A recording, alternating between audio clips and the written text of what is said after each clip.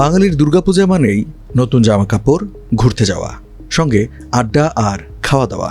মাছে ভাতে বাঙালির পাতে ইলিশ ছাড়া দুর্গাপূজা যেন ভাবাই যায় না। আর ইলিশ বলতেই পদ্মার সুস্বাদু সেই মাছ।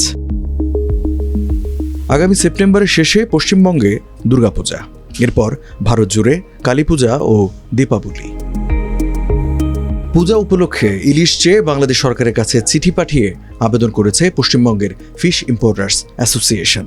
চিঠিটি 29 জুলাই মঙ্গলবার পাঠানো হয় অন্তর্বর্তী সরকারের পররাষ্ট্র উপদেষ্টা তৌহিদ হোসেনের কাছে। প্রত্যেক বছরের মতো এই বছরও আমরা চিঠি পাঠালাম বাংলাদেশ সরকারকে যে আপনারা গত বছর মাছ দিয়েছিলেন বাংলাদেশে মাছ পুজোর উপলক্ষে, এই বছরও যেন আমাদেরকে মাছ দেওয়া হোক। তো লেখার মধ্যে এটাই লিখলাম যে মানে কত মাছ দিবেন এটা নিয়ে তো কোনো সমস্যা নেই, কারণ ওনারা 3000, 4000, 2000 মেট্রিক টন মাছ দিচ্ছে, কিন্তু সময় খুব লিমিটেড থাকে, ডেডলাইন দিয়ে দেয়, তার কারণে কিন্তু আমরা মাছটা নিয়ে আসতে পারি না। তো আমরা রিকোয়েস্ট করেছি যে যদি আপনারা ডেডলাইন না মানে পারমিশনে উল্লেখ করেন তাহলে আমরা বেশি করে মাছ নিয়ে আসতে পারবো। প্রতি বছর অনুমোদিত ইলিশের পুরোটা না আসায় চিঠিতে কিছুটা আক্ষেপও জানিয়েছে পশ্চিমবঙ্গের ফিশ ইম্পোর্টার্স অ্যাসোসিয়েশন। গত বছর আমরা পেয়েছিলাম 2420 মেট্রিক টন, নিয়ে আসতে পেরেছি মাত্র 577 মেট্রিক টন।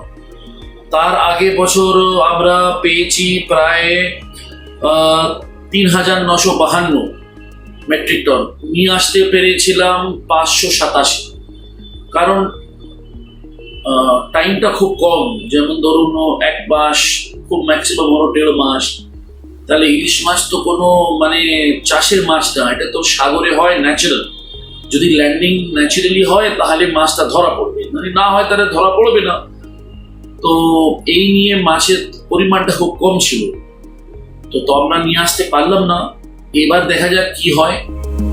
চিঠিতে অন্তর্বর্তী সরকার গত 1 বছর সফলভাবে সম্পন্ন করেছে উল্লেখ করে অভিনন্দন জানিয়েছে পশ্চিমবঙ্গের ফিশ ইম্পোর্টার্স অ্যাসোসিয়েশন।